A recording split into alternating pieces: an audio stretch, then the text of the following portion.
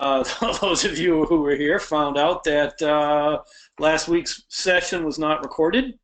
I may end up doing that one as a special add-in because one of the other projects that I was going to be doing for the next sessions in our webinar series, it would basically be 5 or 6 months running, is a on-the-ground, step-by-step what's happening at 2 different sites. There's actually 3 different sites, but 2 in particular are virtually identical. They are virtual monocrop plantations of Robinia pseudoacacia, the black locust, that has basically outcompeted on most of the vegetation, so there's hardly any understory whatsoever except a few, invasive non-native weeds, shade-tolerant weeds. And in both sites, we're going to use livestock to begin the process. One of the sites is in the Netherlands, and they just recently, this last week, while they're doing their thing, the first phase was to graze pigs in the forested area to rip up the ground cover on purpose. So to imitate that disturbance, we're going to disturb the ground cover layer to make the site, get the site prepared for the next succession of plants, and then eventually we'll go towards reestablishing the oak wood pasture that's native to Western Europe. However, one branch of the federal government gave them permission to go ahead and do that. Another branch of the federal government shut them down and says you can't do that. And so right now they're stuck in a crossfire between different government agencies, whether they're allowed to do that or not. The other one is in Wisconsin, and then there's a third site that's a much more diverse site that's in New York that we'll also go through as a case study. But so before we get to that, we'll have to do last week's session, because the whole managing your decay cycle is critical for fertility, site fertility on your site, no matter where you live, and we'll get to that next time. So this week was supposed to be just like a leisurely tour through different forest types of the world, and to try to remember everything that we've done in the past 40 weeks and summarize it all in your mind. And these are the places where we are going to ply our trade as restoration agriculture folks, as ecosystem mimicking agriculturists. And let's see if I get my slides to advance. Come on. There we go. Once again, forested ecosystems only cover 21% of the Earth's surface. They're 75% of the terrestrial plant biomass that are in the forest.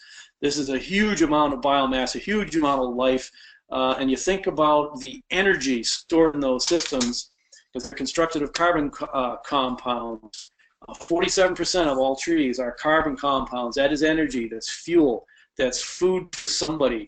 That's a serious terrestrial driver. That's a battery. That's a solar collector. We've captured the sunlight.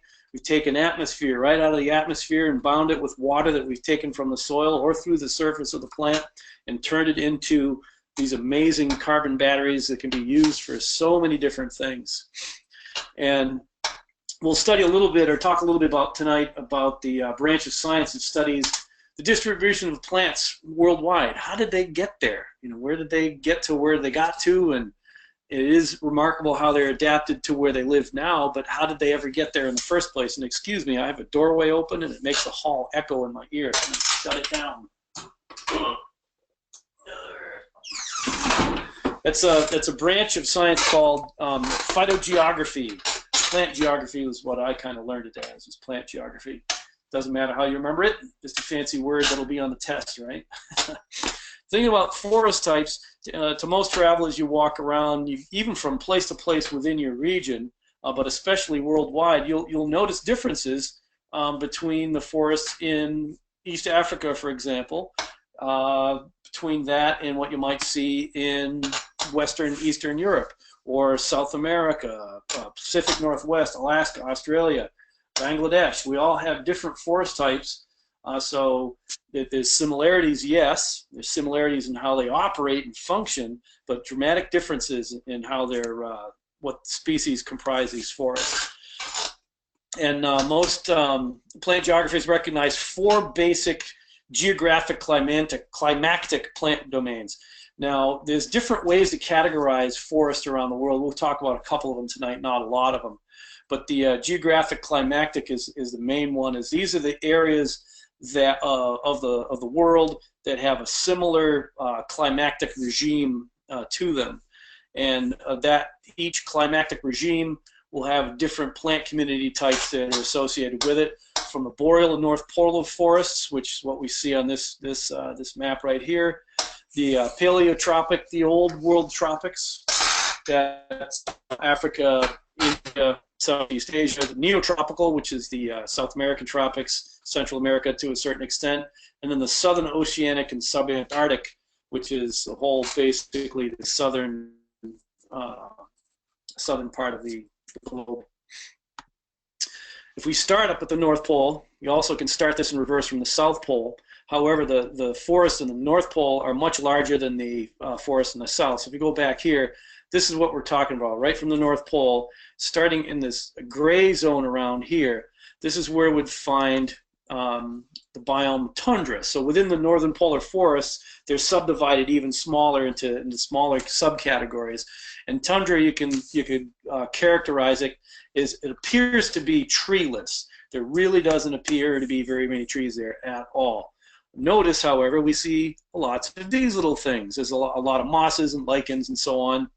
What's really fascinating, and I'm going to bring it up now, but I'm going to bring it up throughout the rest of the evening, there is one terrestrial plant that can be found in all biomes on the planet. Anywhere where there is life on the planet, this one plant will grow. Different species, different varieties and subvarieties within that species, and those are the grasses. You can find grasses in all regions of the world. So if we want to have a permanent terrestrial agriculture, it really seems to me that our best bet for the most widely adapted plant to provide sustenance for humanity and habitat for wildlife is to include grasses in our mix. But the tundra isn't just grass. The tundra also includes trees. The tundra is loaded with these miniature little trees, and all these fuzzy little catkins right here, these are the catkins on dwarf willow. There's dwarf willows and dwarf birches, and I'm looking around through here to see what I see. These leaves right there look like that's a dwarf birch right there, that little tiny one, if you can see the cursor on the screen. All kinds of miniature trees all over the place, miniature cottonwoods. I've taken butternuts, which will survive a USDA hardiness zone 3 hardiness, and I've brought them up to Alaska and at my homestead in the Mentasta Mountains. And after 10 years had gone by, there were 2 that were alive, and they were, tell you what, they were no taller than this. Even though we were in an area that will support white spruce, 30 to 40 feet tall, 10 meters plus.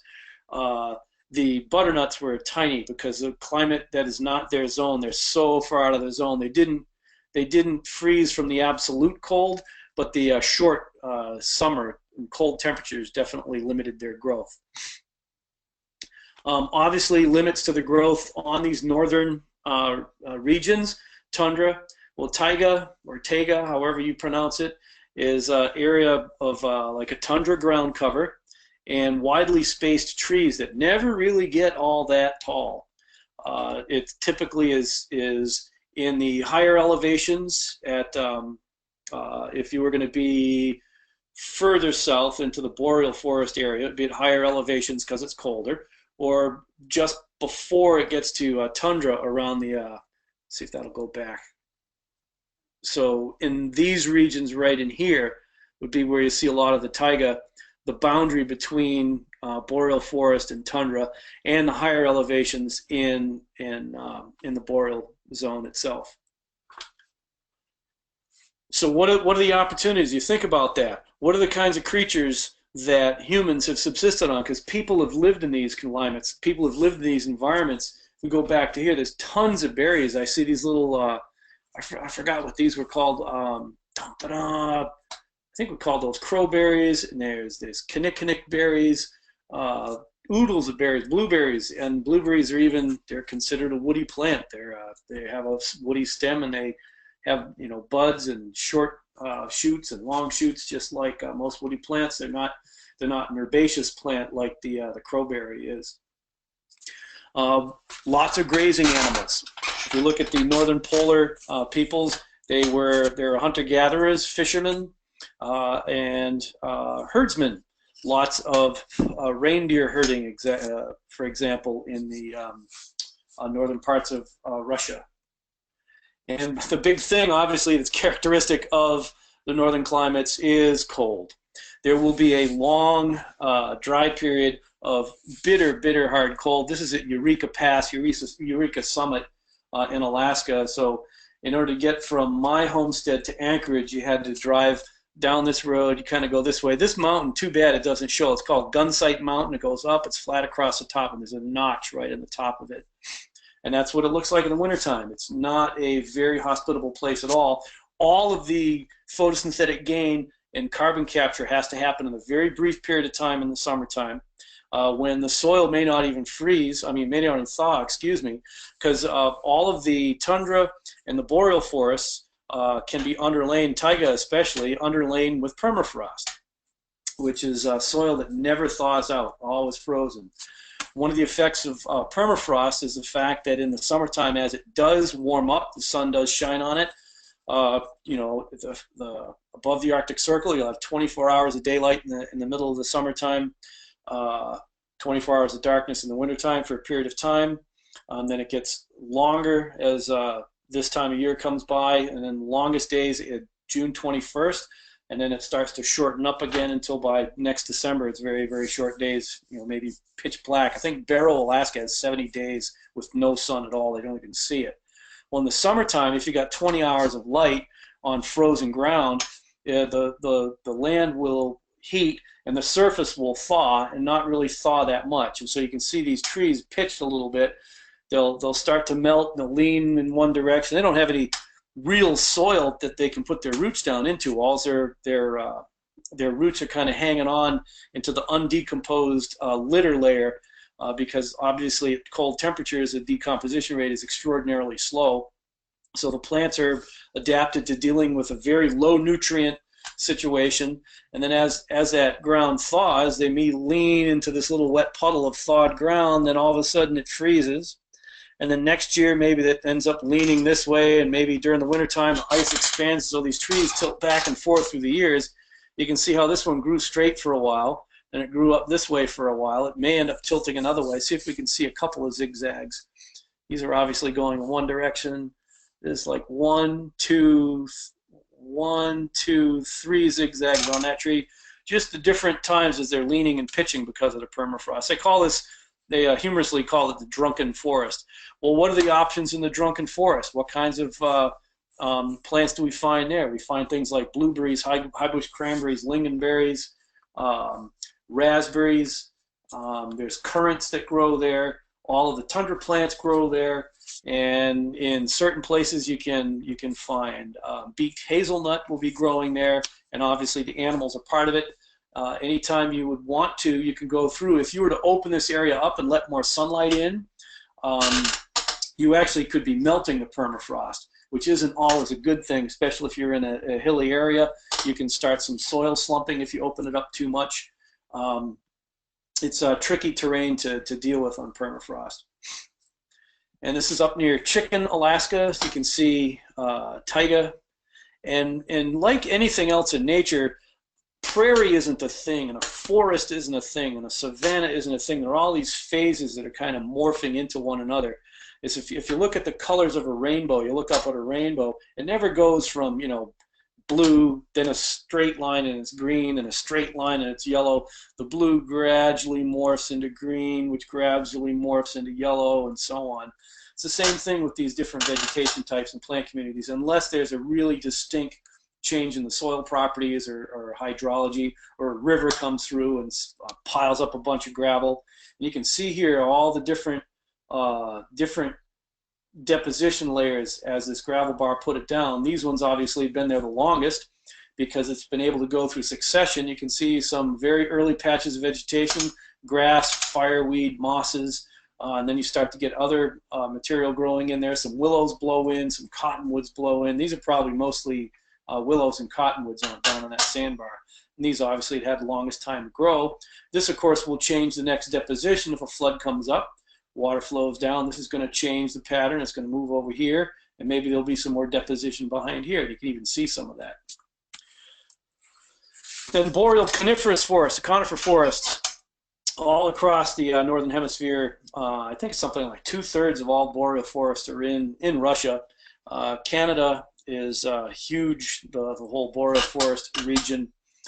Scattered through there will be aspen parklands, which would be areas that aren't all in the conifer forest, but have been burned recently, and the aspens and birches come in real quickly to colonize that site with grasses underneath, and either a grassland if it's drier, or mossy muskeg. This is called muskeg when you see a lot of mushy mosses with these little holes. There's a lot of, we talked about the, I don't even remember the term right now, when you get the, like a puddle of water, the sun shines through it, it acts a little bit like a lens, it warms up the mud underneath it, and then it's a thermal erosion that eventually it keeps heating up, and that water actually will expand, and all these trees can fall right into it. Well, then as it expands to a certain point, for whatever reason, more vegetation grows on, and it stabilizes to a certain extent, and the vegetation mats up, then it has some emergent weeds, then you start to get a litter layer developing on top, and you get a real boggy, spongy,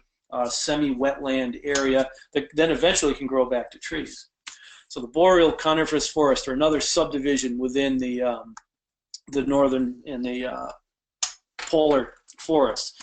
And of course, western temperate coniferous forest, we talk quite a bit about the whole redwood sugar pine plant community, and we see one of our companions in the redwood sugar pine plant community right over here. This is a beaked hazelnut. Still waiting for all these California folks to start doing some pretty intense breeding with beaked hazelnut and sugar pine. Anywhere and everywhere the redwoods once were, we can do ecological restoration, restore this ecosystem, and we use our agriculture to give us the economic incentive to do it. We have the economic incentive of managing our grasslands, planting our trees on top of that, our redwoods, our sugar pines, our cherries, our plums, apples, hazelnuts, raspberries, blackberries, grapes, currants, and we manage it with our livestock, knowing that 5,000 years from now, our system, when we no longer are managing it, will look something like this. Within all of these categories, of course, whether it's tundra or a boreal forest or the western coniferous forest, soil type obviously affects our plant community, our types. Well-drained soil will have one kind of plant community type. Poorly drained soil, clay soil will have another plant community type. Shallow soils with surface, lots of surface rock exposed will be different plant community types. This is on the Olympic Peninsula. Some really, really beautiful lakes there. Yeah, don't tell anybody how beautiful the whole Vancouver Island and Olympic Peninsula is, because I mean, it just hates to ruin this place. It's so beautiful.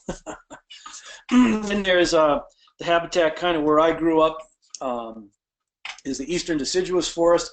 A whole host of different tree species that grow there. I threw this one in. I wanted to throw this one in because this does have a considerable black locust component to it. And you see the young black locust over here. All kinds of vines are rampant. And once again, the soil type, the moisture regime, how much rainfall it gets, the types of rainfall patterns will all affect the plant community distribution that you see. Some of the classic, beautiful New England, southeastern Canada, mixed forests, some conifer forests, some conifers mixed in there with the deciduous forest. And there's a transition zone between the more coniferous boreal forests and the deciduous forest, in which they intermingle. There'll be more coniferous up north with a few of the deciduous trees represented, and flip-flop the other way around with fewer coniferous trees distributed in with the deciduous plants. You get the southern mixed hardwood conifer is another category within the whole northern polar forests. You can see there's some evergreens in here, loblolly pine, pitch pine, longleaf pine, and a whole suite of hardwoods from oaks to hickories to red maple. Red maple is one of the more ubiquitous maple trees in North America. I don't know what the comparable one would be in Europe. And part of what we also see here is some residuals of one of the tree types that used to dominate the site. If you can look at these leaves right over here, the American chestnut used to reign through the whole southern mixed hardwood conifer area. They were considered the redwoods of the East. Some would be 8 and 10 foot in diameter, 200-foot tall trees, gigantic trees, just raining chestnuts all over the place. Of course, chestnut blight wiped them out in the early part of the 20th century. They can be substituted with Chinese chestnut if the climactic zone is warm enough, or hybrid American, European, Chinese crosses where cold hardiness might be an issue if you're in higher elevations or further north in the range of chestnut. There are, of course, pure stands of conifers in the south that actually did happen naturally. And you also remember, through all these areas, from the tundra through the boreal forest, through the western conifers, the eastern deciduous, the southern mixed conifer hardwoods. In all of these areas, there were savanna forms of these plant community types that were semi-open, with grass growing underneath, that had been maintained by fire, and of course grazing animals were all part of the scene.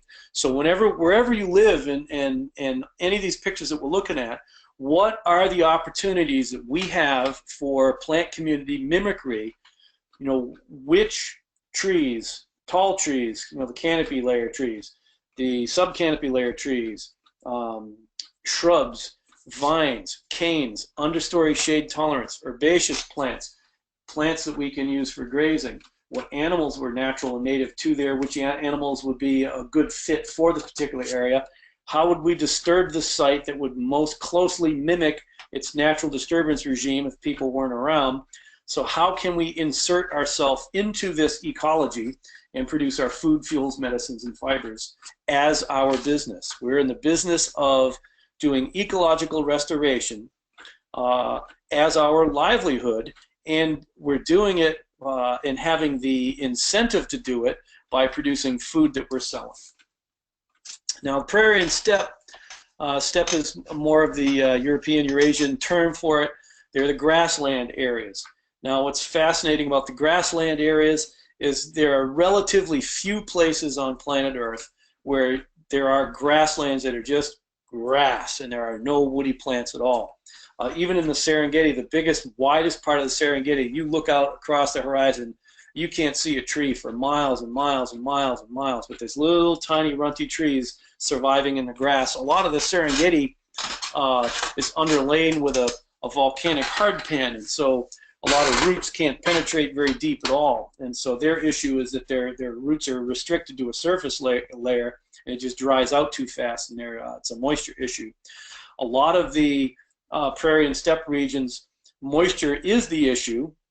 There'll be prairie remnants nestled within surrounding forest on sandier sites that were once upon a time, either blown in sand dunes or river washed deposition. That water is so well drained that it's just the trees can't quite get established even if there's enough rainfall. In other places it was exuberant fire, just fire happening so frequently that the trees never came to reach canopy status. But in all of the prairies around the world and steppes around the world, woody plants are part of the system. How have people lived in the prairie regions around the world? How might we live in the prairie regions around the world? And if water is one of the limiting factors in these regions, wouldn't it be in our best interest to go ahead and increase the water holding, storage, movement, penetration, capability of this particular landscape so we can support more food plants? Now, none of these areas, they may never be able to host a closed canopy, humid forest. So what? We can still have useful trees in our system, even if they are scattered, 200 meters apart, wherever they are. subtropical forests in the U.S., this would be kind of like Florida, Alabama. There's a mixture between some of the northern hardwood species that are still growing there and some of the full-on tropical species that are there. There start to be a lot more vines in the subtropics and tropics. The species diversity begins to increase a lot because of our extreme cold is no longer an issue. The cold definitely establishes a more fixed dormant period and growth period, and so there is less periodicity in plant growth. There are more likely to be some plants that will continually grow in the subtropics. What different plants can we use here? And look around if you live in these regions here. What are the useful plants for human beings, and how can we imitate this in structure and function and have an ecologically restored subtropical forest community that we're deriving a livelihood from by restoring it? Maybe starting with a pineapple plantation or a old abandoned rice farm and converting it into a three-dimensional subtropical food producing paradise. And then there's the full-on tropics. I don't know where I mention it later on, but excuse me, maybe it's under rainforest part. One of the things about the full-on tropics is that there are disproportionately more epiphytes, these plants that require no soil. They get most of their nutrients from the air. A lot more vines, lianas, and the highest species diversity of any terrestrial system on Earth is in the tropical rainforest. And of course, what is the major disturbance factor, has been the major disturbance factor worldwide. This is in boundary waters, Minnesota, boundary between northern Minnesota and Canada. It's kind of a transition zone between northern hardwoods and the boreal forests, the evergreens. You obviously see the tall white pines here and some spruce. There will be some hemlock in there. Balsam fir will be growing up in the sun in the short term. Fire is the #1 dominant disturbance in all of the northern polar forests around the globe. Wind is another major disturbance pattern. What happens in a fire? If it's a ground fire, the surface is being disturbed. We're eradicating the surface vegetation and exposing bare mineral soil. You have a nice black soil. Getting rid of a lot of the organic matter just goes away. It turns into heat. One of the things that if you think about, if there are 8,000, this relates to last week's webinar, if there are 8,000 BTUs of energy in 1,000 pounds of wood, if you burn that, the majority of those BTUs get converted right into heat and they go away up into the atmosphere. Well, think about the energy. If 8,000 BTUs of energy, if you took all of that heat and instead of turning it into heat, turned it into metabolism of organisms, if you take the same amount of biomass and you decay it rapidly, just imagine the life forms that can live with all of that energy, all of the decomposer organisms that are just going to town and pooping and peeing and reproducing and eating one another and all that sort of stuff. That's, I think, probably for a management perspective, if I want yields out of my system, instead of burning my biomass, I want to decompose the biomass, a different kind of burning. I'm going to get rid of that surface vegetation, and it's gone. It's not going to be competing with the other vegetation. And if we do it as a biological release, we'll be interacting with the subsoil and mineralizing the mineral particles in the soil. And that now becomes fertility for the other plants in the system. And wind, once again, all this biomass gets knocked over. We'll see a lot of the pit and mound architecture that we see over here with an excavated down to the bare mineral soil, and we'll see the organic matter mixed with the root plate as that tips up. We've seen lots of slides of that in the earlier webinars on disturbance. So this is, we have swales and berms going on that will collect more water, create little microsites, And obviously there's a lot of tremendous amount of organic matter here. This looks like mushroom heaven about to happen. So fire and wind are still our main disturbance factors in the northern polar forest. What's the number one disturbance in the polar forests worldwide? Human beings. We cut it down, we bulldoze it, we burn it, we build our cities on it, we build our cities out of it. You know, Homo sapiens is the largest disturbance on the natural ecosystems of this planet, without a doubt these days. You know, we are the biggest terrestrial disturbance factor. It's real. We can use it as a destructive force, or we can use it as a tool. If we understand how our planet's ecosystems work and interact with those ecosystems in such a way that we help them to regenerate, to create more of themselves, to produce a surplus, natural surplus, that they've taken sunshine and atmosphere and water and turned it into an incredible array of usable goods and medicines and industrial ingredients, we can use our disturbances to recreate and to restore habitats around the world, and that's the work that we're engaged in. That's the restoration part of the restoration agriculture. This is the opposite of restoration agriculture. This is where they're taking a forest and they're removing most of the material and creating an open grassland to graze their animals. You see all the skidder roads here dragging all the logs out. They have their compound where they have their residence now, and they've got like a few sheep or goats or cattle that they're grazing here. This is not the kind of silvopasture that I'd like to encourage. This is not restoration of an ecosystem. This is the degradation of a closed canopy forest and turning it into a open canopy grassland.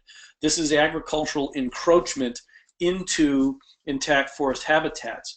I would like to do it the other way around.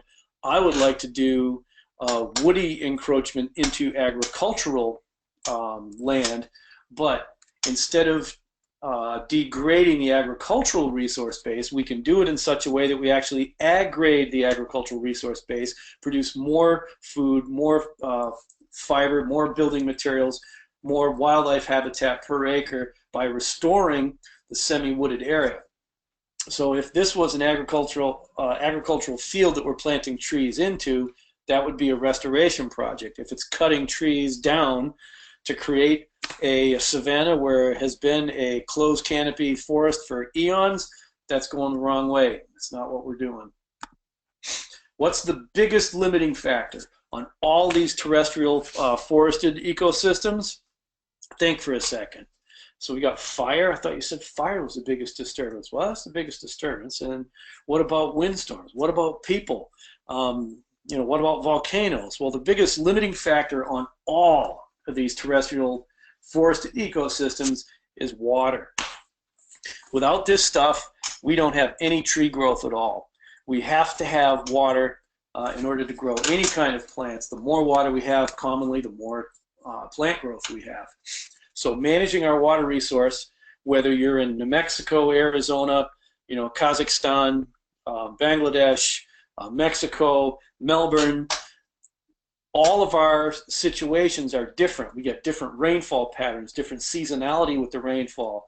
Mark from Bangladesh was just saying that they get about 2 months worth of rain and then that's it. They'll get occasional showers, but only 2 months of effective rainfall. Well, how do you deal with that amount of water? It may come down in huge tropical thunderstorms. You might get, you know, 1/2 meter of rain in a day. Well, if all that rain just goes away, it does your plants no good unless you store it in the landscape, on the landscape, in tanks and ponds. You store it wherever you can so you can use it for productivity. Other places was like in southern Louisiana where we've been, in the Netherlands, river deltas around the world, Bangladesh included. The issue might be too much water, and the fact that the water table is just a few inches below the surface, and or 1 centimeter sea level rise can now go in across flat land for, you know, kilometers at a time. Water is an issue. We need to manage our water resource so as to optimize the ecological functioning of the systems that we design. So in addition to like the climactic descriptors that we were using from the different climate zones. You can also describe forests by their outward appearance, but the physiognomy. There's the closed canopy forest. We've seen a couple pictures of that where all the trees grow up, they completely close the canopy. There's no more grasses, very little understory growing underneath because of lack of light, lack of water. Well, then there's open woodland, which is a semi-open savanna-type wood pasture, open woodland and grassland. You can describe wooded ecosystems, forested ecosystems by their appearance, as well as the structure. Is it an evergreen forest? We already talked about the evergreen forest and deciduous forests in the previous slides. And then thorn forest is also a term that's used. This is, oh man, I hope I put the slide in. There was a slide that I was going to grab, which was this one right here. This is just a different physiognomic structural classification of forests, different types. Tropical rainforest, evergreen seasonal forest, semi-deciduous forest, seasonal rainforest, mangrove, temperate, and so on and so on. We'll talk about some of these. We don't have time for all of those. Some of the ones that also won't have time to talk about is the sclerophyllous forests. There's let's take a lot of the Mediterranean type plants that we see, especially in the oak family, genus actually, Quercus. The leaves will be thick, real leathery. They're coated with a waxy or a soapy coating to protect against water loss. Oftentimes they have thorns on their edges. These are sclerophyllous plants. I'll show at least a couple pictures of thorn forests. These are commonly in the USA. These thorn forests are more commonly referred to as, deserts or desert scrub. And then the woodlands. This is semi-open, so there's closed canopy forest, woodlands, which are all your different savanna types, and then scrub. There's a whole whole host of things. Just go to California and look at most of the coastal range. All of the scrub chaparral that's on that particular area. So the appearance of the forest, most of the appearance of the forest is driven by water issues. Once again, how important water is. The better drained sites will have less available water, even if they get more rain. Seriously poorly drained areas like the Serengeti, for example, during the rainy season, I've been at the boundary line between the Serengeti National Park and the Ngorongoro Crater National Park during the rainy season, and you see green grass everywhere, but reflected off everything is water, and the whole place was just covered with water, that deep, including the roads. And so the water wasn't draining. It had fallen and just had to take time for it finally to flow away. And then, of course, it'll be 9 months without any rain at all. So if you guys just want to look at these different pictures, these are very, I think these are very well done physiognomic sketches of the different forest types based on, drainage, how wet, how dry, how cold, how tropical they are. These are really cool sketches. That's why I threw them in there. So you can just go somewhere. You go to a particular site. You just look at the plants. You go, oh yeah, I know what the climate's like. I know what the soil is like. If we're going to be doing a permaculture, following the permaculture adage of observing nature and then imitating its patterns, you just go to a site, you look at it, you say, oh, I know what the rainfall pattern's like. I know what the subsoil drainage is like. I know if this is a hot region, a cold region. I know how far from the equator I am. If I'm, near the poles or if I'm near the equator, based on the physiognomy of the vegetation. And this is an example. I know we talked about this before. It seems pretty obvious that you can tell the difference between rainfall patterns by looking at that vegetation and looking at that vegetation. There's a difference, and it doesn't take a rocket scientist to say, this is probably drier than this. It probably doesn't take a rocket scientist to realize that this is probably colder than this. What does take a little bit more skill and knowledge and understanding is the different plant shapes we talked about before.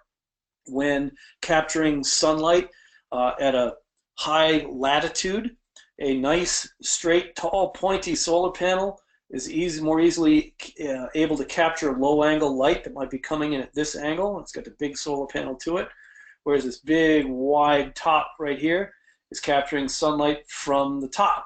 Tropical, very tropical. And similar species of trees, just a few hundred miles further north, they're kind of tropical-ish, but look, they're kind of leaning because now they're leaning towards where the dominant sun is most of the time. So we can learn a lot about a place just by its physiognomy, what the plant communities look like. And if we want to go and live here, and if we think that we can turn this into this, there might be a small degree of hallucination going on, because it's not entirely likely that you're going to be able to get this out of that. We can get a more efficient and more effective and more productive this, and it will also begin to throw more raindrop nuclei up into the atmosphere. It'll keep more humidity around. There'll be a lot more humidity down in the lower environment. You'll start to see the grasses start to flourish. So this will become dramatically more humid and begin to look a lot more like this. So those of you who follow Neil Spackman's webinars on the EAT platform here, you know, if Neil is expecting to get this from his work in Saudi Arabia, that's probably a long time coming, maybe thousands of years before he could ever have enough humidity around like that. But it's probably not too unrealistic for him to get to a point like this where they'll have grasses persisting on the ground year-round, even though they're brown and dry. It is entirely possible that they could get some sort of vegetation like that going in Saudi Arabia.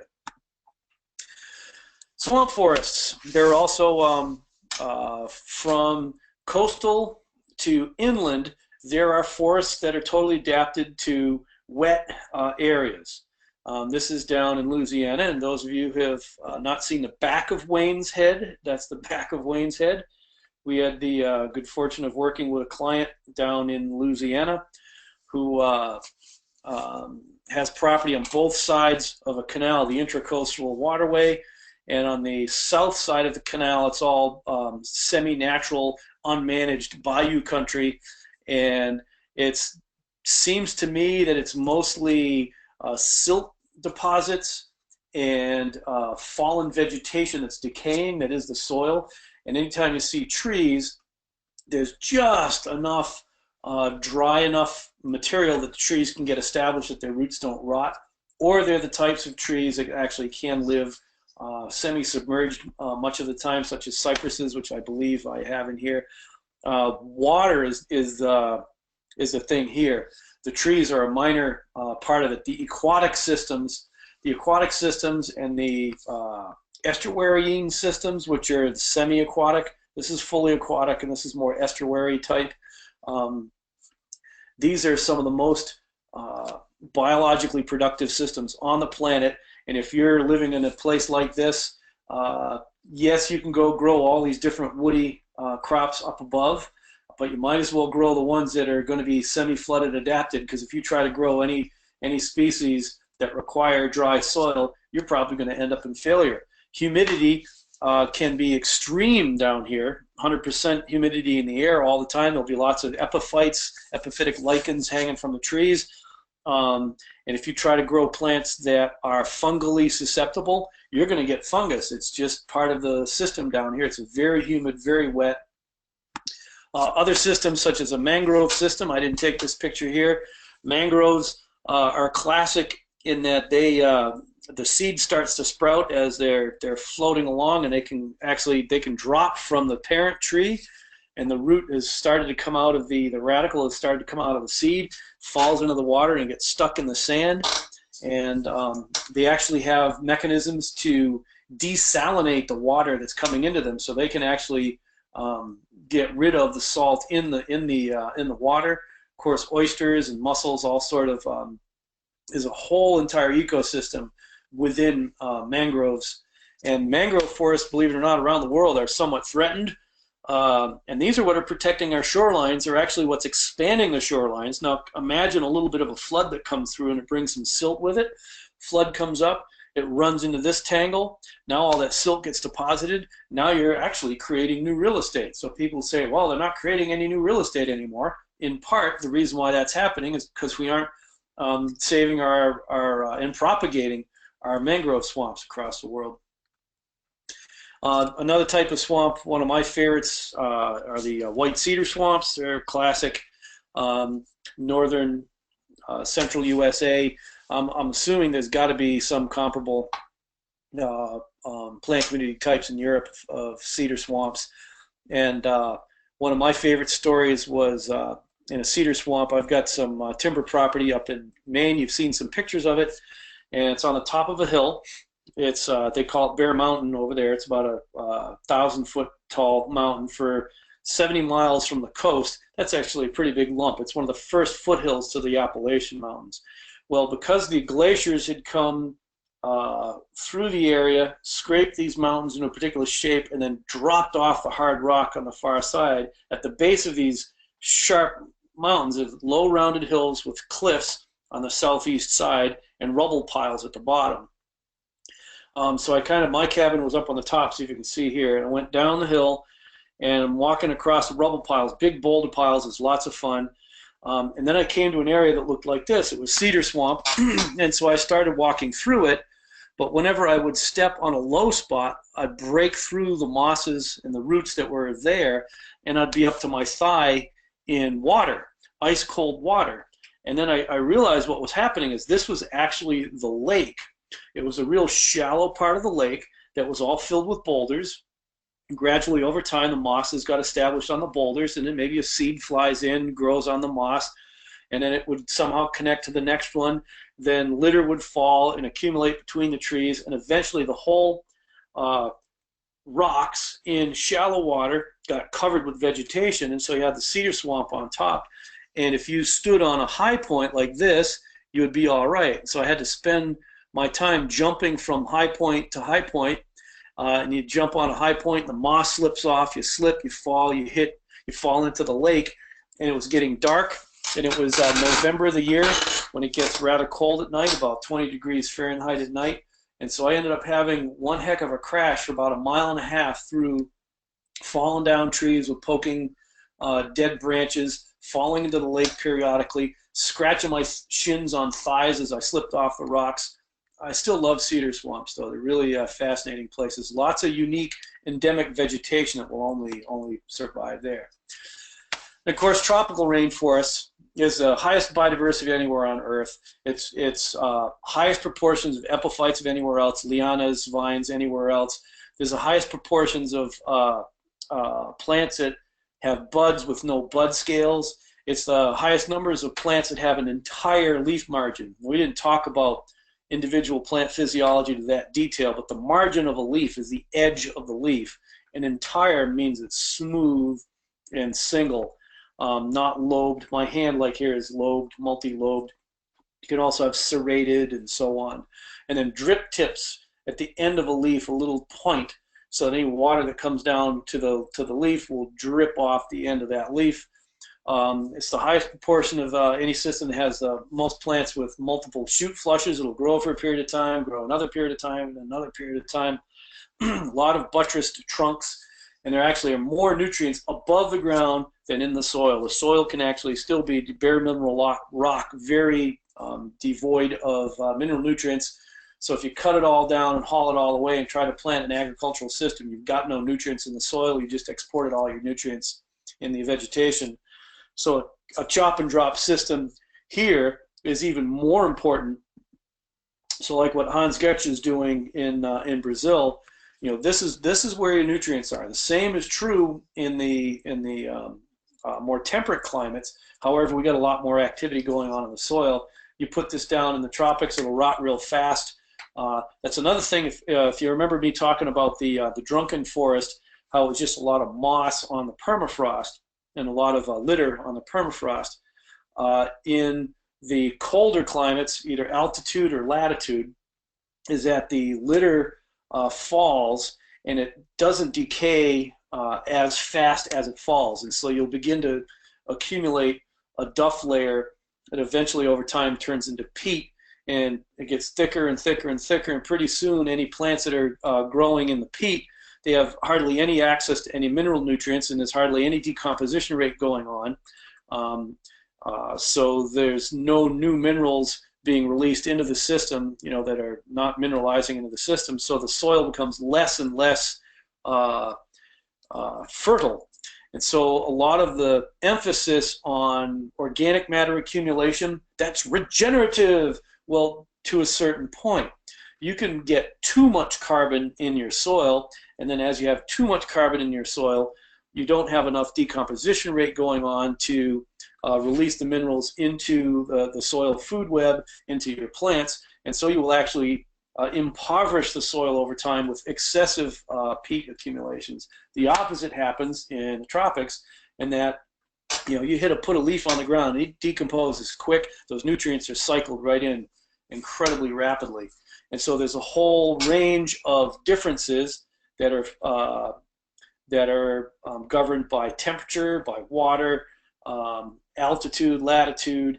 Between more organic matter accumulates than can decompose, or here, decomposition happens so fast that you can't get organic matter accumulation.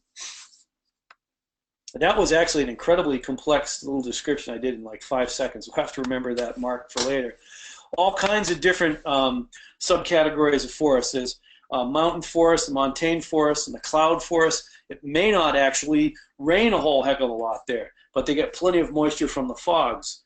The whole area around San Francisco Bay reminds me of that because of all the morning fogs in Northern California. Costa Rica, I think, is notorious for most of it being totally cloud dependent. There's mossy forests. These can happen latitude-wise, altitude-wise. Obviously, there's a lot of atmospheric moisture, and it's not necessarily clouds. It can just be pure humidity that's causing this. And then in the more tropical areas, it's more often at the higher altitudes. This particular picture was taken in California at a fairly high, it's not really a high altitude, it's a fairly high altitude rolling hill, but it gets very, very little rainfall, but it gets a reasonable amount of clouds. And so the clouds and the humidity in the atmosphere are what the plants are growing on, not from rainfall. These were all different forms. And just think of all these different forms that we've been looking at. What are our options in those places? Are we going to go do a food forest that we saw on a YouTube video with our little apple tree here and a nitrogen fixating tree here and a couple of daffodillies here and a comfrey plant there, and what? Well, why not mimic the natural ecosystem that's around using the disturbance pattern that is common to those particular plant communities and manage it as a semi-natural, food-producing montane forest, cloud forest, mossy forest, elfin woodland. The elfin woodlands are similar to what we talked about earlier, which is more northern or higher latitude and altitude. The crumholes, which is a dwarfed forest. This is mostly evergreens. These are probably only 3.5 foot tall. These are a lot of white spruce and black spruce, red spruce. This is in Maine. A lot of balsam fir. There was a lot of crumholes tufts up high altitudes, not high altitudes like icy high, but the mountain I lived on in Alaska, just a few hundred yards up the hill from us, it went to like a taiga tundra mix with these little pockets of crumholes, these little tiny miniature forests. You could tell these are ancient trees, but they were only like this big around and 1 meter high. Monsoon forest. This poses some of the most incredible challenges. Is you got tropical heat 365 days of the year, but you only get rain for a month or two out of the season. The diversity isn't as great as in a full-on tropical rainforest, where it was rainy all the time. But there's a tremendous diversity available to you, and this is where I've done more of my work in the tropics, is in areas that have more monsoon climate. This is actually in Uganda, and this is what some of the natural systems look like in the monsoon type areas. And a monsoon isn't a particular kind of rainstorm. It's just the type of climate pattern that has one or two rainy periods during the course of a year. There may be two distinct rainy periods, or a big one and a little one next to each other. They may be at different times of the year, but it's characterized by a rainy season and a long, protracted dry season. And in the tropics, hot and dry means hot and dry. So when you do get all this rain, it's very, very important to capture it in the ground. And there's a lot of really epic, heroic work being done by permaculturists, restoration agriculturists all across the world in the monsoon tropics. And here's an example right here. This is in Uganda. And just look at the mix of plants, from bananas to breadfruit to cassava to, there's an avocado back there not doing too well. You got maize growing in the patches in between. I know that this guy, they have chickens that they're running around in there. They when they cut down or knock down a banana tree, they drill holes in the stem and they plant mostly greens. They'll do I think it's in the mustard green family. They'll plant that, and they use a lot of these chopped up greens. They call it spinach, but it's not the spinach that we're accustomed to. These are some of my heroes in East Africa. This is Wanjara McJoel. His part of Uganda just recently has gone through some pretty extreme turmoil. I also want to have a shout out to Lapalo Gideon. Wanjara was able to escape some of the violence in his particular area. Lapalo has decided to stay. I didn't go to that part of Uganda this February because it probably would not be a good idea to be walking around that part of Uganda with that colored skin in these times. They chop them up in little pieces, and the police come in and just do what they want, and there's military going on. It's a mess over there. Look at the Turkana region if you want to stay abreast of the news. There's been several different eco projects, permaculture projects in that part of Kenya and Uganda that have been destroyed. There is an issue in emergent property that we haven't really dealt a lot with, but if you all of a sudden create something that's wonderful and incredible and fantastic, those who don't have that may be so desperate as to want to come and destroy yours, take it away from you. So we have to somehow figure out how can we spread the abundance fast enough so that we don't get stuff taken away from us and endanger our lives and those of our friends.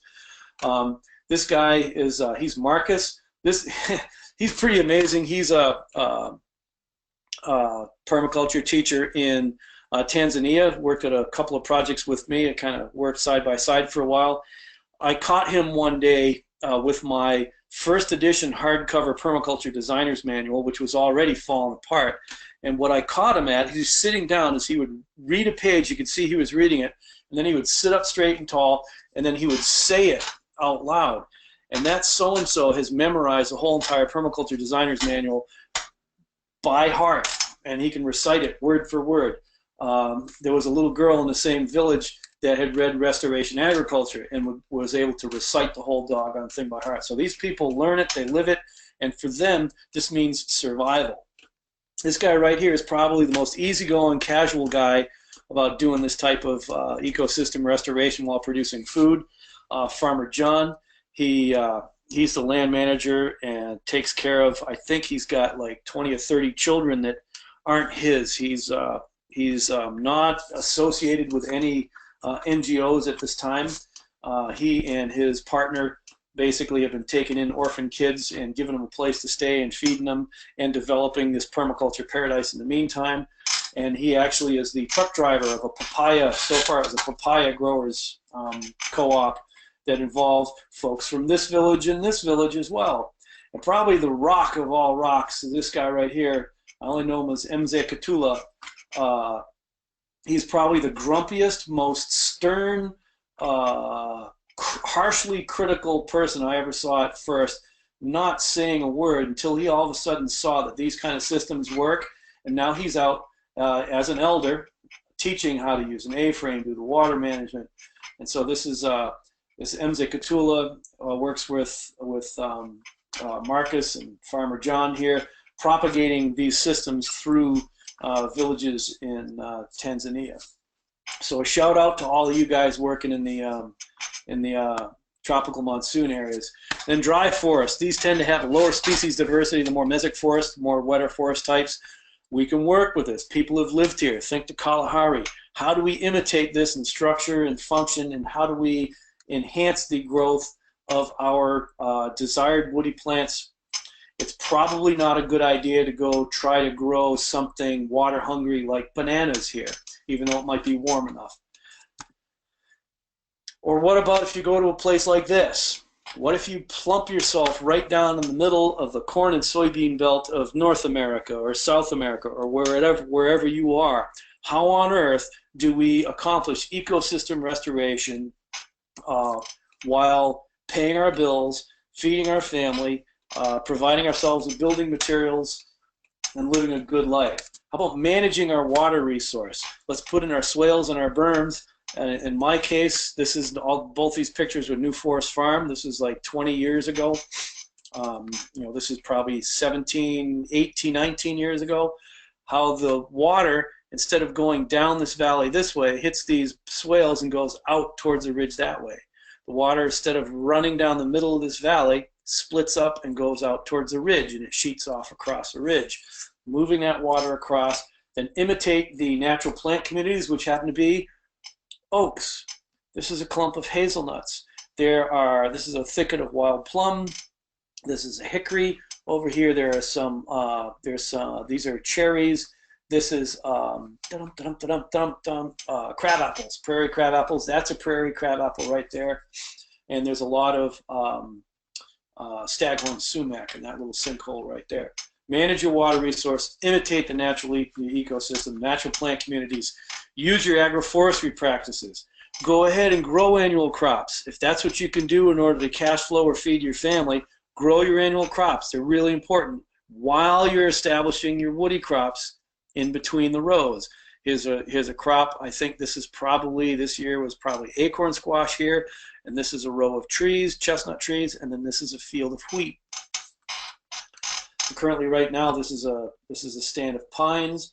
You've seen a lot of pictures in the past few weeks down here of that area that got kind of invaded with black locust that we're clearing out, and that's me driving my tractor.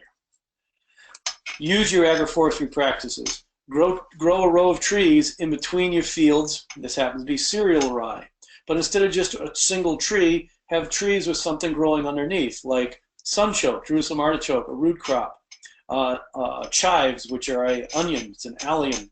So we have multiple yields coming out of the tree row, even before we have trees coming out of the tree row, and we're cash flowing, feeding our family with our annual crops in between. And start planting trees. What kind of a optimistic weirdo was I to go out and dig into the sod and plant a little tree and put a stake next to it? Plant a tree, plant a tree. This is out in chestnuts. This is the oldest chestnuts on New Forest Farm, and this is a little, it wasn't a sinkhole at the time, but it is a sinkhole now. It's all caved in, and you can see the rock, and there's badgers living down in the tunnels in there. And everywhere you see one of these stakes, there's a little tree planted there. Crazy optimist. Pick a spot. This is the only patch of woods. This is easily 21 years ago, because that's where our house is now.